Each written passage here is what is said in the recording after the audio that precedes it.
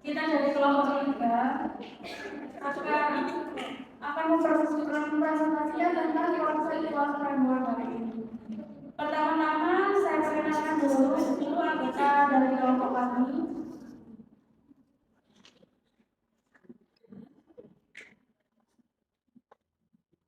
Nah, yang pertama di sebelah kiri ada Mbak Cindy. Saya sendiri yang saya namanya Kak Ayu. Kemudian ada Mbak Tiara, ada Mbak Sonia, ada Mbak Riri, ada Mbak Ike, dan ada Mbak Syakira. Topik pembahasan hari ini yang pertama itu definition of conceptual framework, kemudian yang kedua role of conceptual framework, yang ketiga ada generally accepted accounting principle, kemudian yang keempat ada user of financial statements. Oke, untuk materi malam kita mulai dari pembahasan yang pertama yaitu definition of conceptual framework. Definition of conceptual framework adalah kerangka konseptual adalah sebuah konstitusi, sebuah sistem koheren dari tujuan dan asas yang saling berhubungan yang dapat mengarah kepada standar yang konsisten dan menentukan sifat, fungsi, dan batasan dari akuntansi keuangan dan laporan keuangan. Tujuan menegaskan sasaran dan tujuan akuntansi. Elemen pertama yang harus didefinisikan adalah aktiva. Menurut pandangan aktiva atau kewajiban, aktiva adalah sumber daya ekonomi dari sebuah perusahaan. Memiliki karakteristik yang pertama, aktiva menggambarkan potensialitas yang akan diterima perusahaan. Yang kedua, keuntungan potensial yang diterima oleh perusahaan. Yang ketiga, konsep legal dari harga kekayaan atau properti dapat mempengaruhi definisi akuntansi atas aktiva. Yang keempat, cara aktiva tersebut dapat diperoleh, dapat menjadi bagian dari definisi. Yang kelima, dapat dipertukarkan menjadi karakteristik aktiva yang penting. Elemen kedua yang harus didefinisikan adalah kewajiban. Menurut pandangan aktiva atau kewajiban adalah keharusan perusahaan untuk mentransfer sumber daya ekonomi kepada entitas lain di masa depan. Memiliki karakteristik pertama, kewajiban adalah pengorbanan sumber daya ekonomi di masa depan. Kedua, kewajiban mencerminkan tanggung jawab bagi suatu perusahaan tertentu. Ketiga, kewajiban dapat dibatasi hanya berupa utang-utang yang sah atau legal. Keempat, kewajiban terjadi dari transaksi atau peristiwa masa lalu atau yang terjadi saat ini. Setiap kemungkinan komponen pada penghasilan, pendapatan, beban, keuntungan, dan kerugian dapat didefinisikan sebagai berikut. Pendapatan dan beban. Menurut pandangan aktiva atau kewajiban, pendapatan yang mencakup keuntungan dan kerugian didefinisikan sebagai peningkatan aktiva atau penurunan kewajiban yang tidak mempengaruhi modal. Begitu pula beban yang mencakup keuntungan dan kerugian didefinisikan sebagai penurunan aktiva atau peningkatan kewajiban yang timbul dari penggunaan sumber daya ekonomi dan jasa selama suatu periode. Keuntungan dan kerugian. Menurut pandangan aktiva kewajiban, keuntungan didefinisikan sebagai meningkatnya aktiva bersih di luar peningkatan dari pendapatan atau perubahan modal. Begitu pula kerugian didefinisikan sebagai penurunan dari pendapatan atau perubahan dari beban atau perubahan modal. Jadi keuntungan dan kerugian merupakan bagian dari penghasilan yang tidak dijelaskan oleh pendapatan dan beban. Setiap kemungkinan komponen dari penghasilan, pendapatan, beban, keuntungan, dan kerugian dapat didefinisikan sebagai berikut. Yang pertama, hubungan antara penghasilan dan komponen-komponen. Yang pertama adalah nilai, yaitu pendapatan dikurangi beban ditambah dengan keuntungan dikurangi kerugian.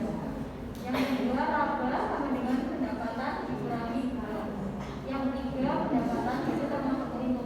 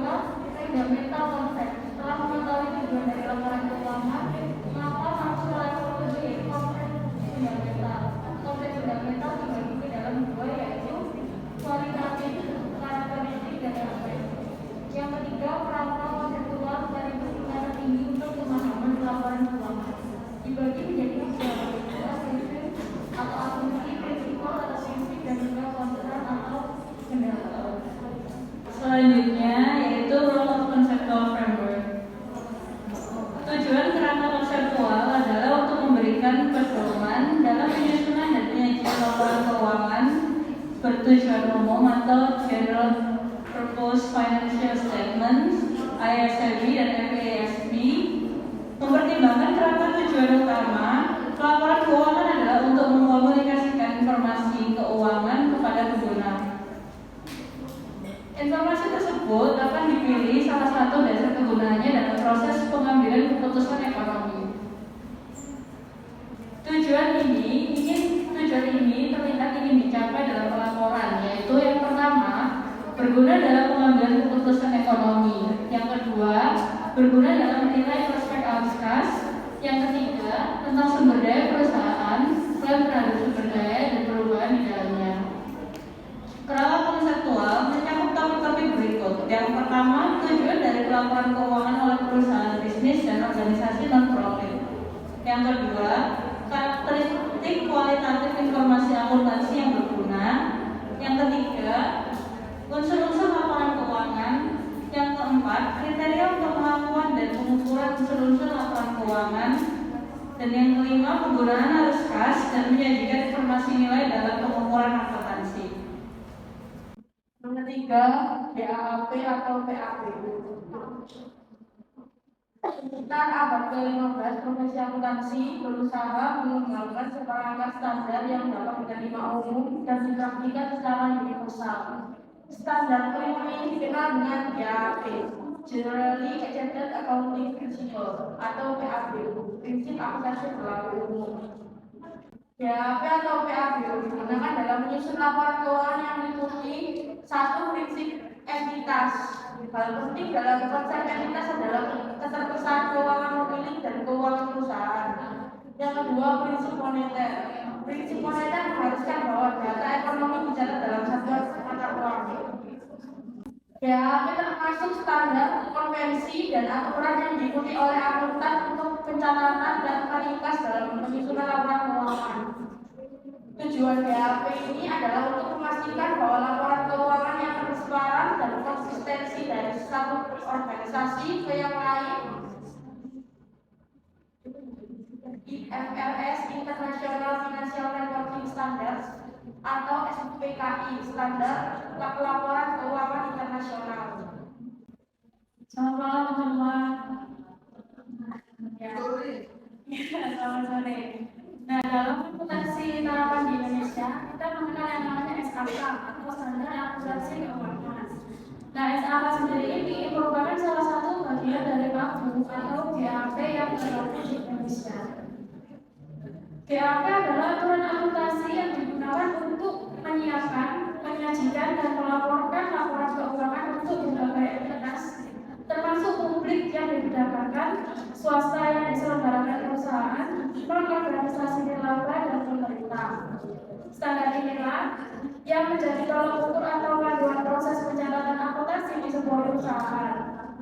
Nah, pada dasarnya kerangka PABU yang populer itu dibagi menjadi 4, yaitu PABU versi APB atau biasa disebut hierarki linear, kemudian PABU versi Rugin atau yang biasa disebut House of GAP, kemudian PABU versi SAS nomor 69, kemudian ada PABU versi SPAP atau kerangka PABU dengan 3 fondasi atau landasan yang saat ini digunakan oleh yang diterapkan di dalam sistem akuntansi Indonesia.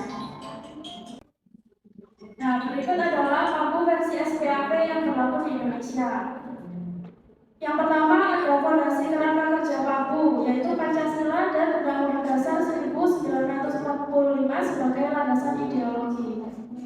Segala ketentuan yang berlaku atau diberlakukan di Indonesia tentunya tidak boleh bertentangan dengan ideologi negara.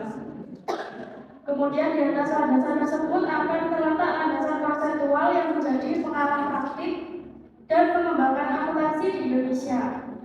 Landasan ini akan terdiri atas konsep dasar dan kerangka acuan pelaporan finansial Indonesia.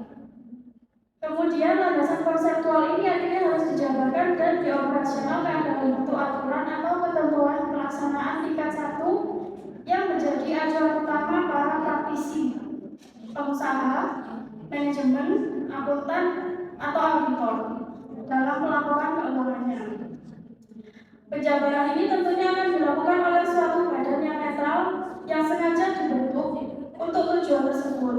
Bila suatu prinsip akuntansi tidak ditentukan secara tegas dalam sumber etika 1 dan juga tidak dinyatakan secara tegas dalam KAPNI atau Kerangka Acuan Pelaporan Finansial Indonesia,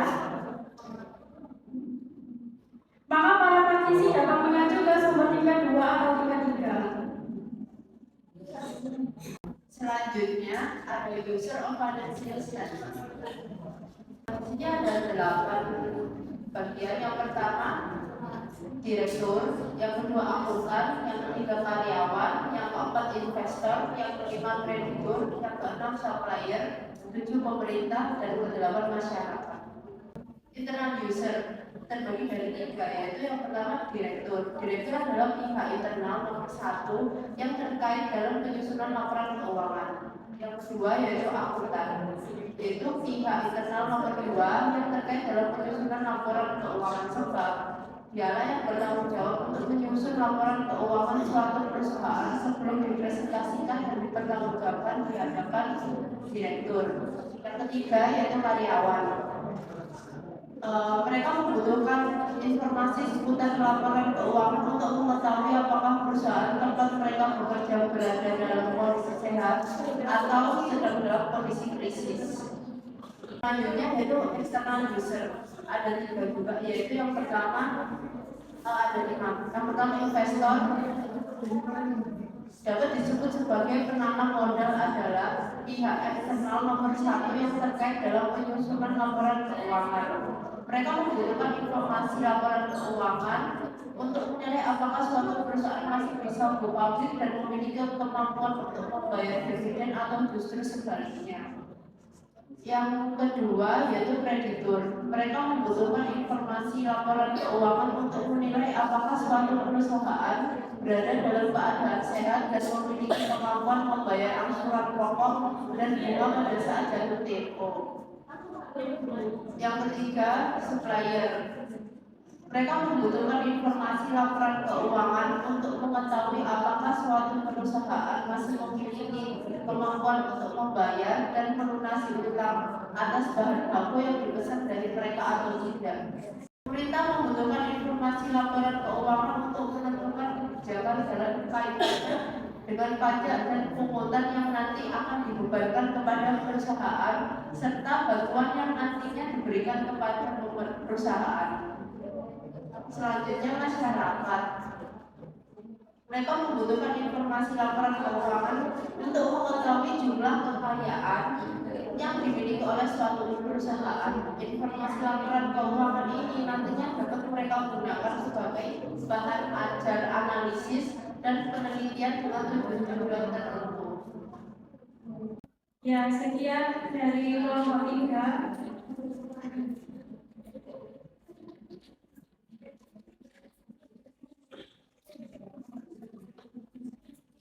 Sekian dari kelompok 3. Kami mohon maaf apabila ada salah kata.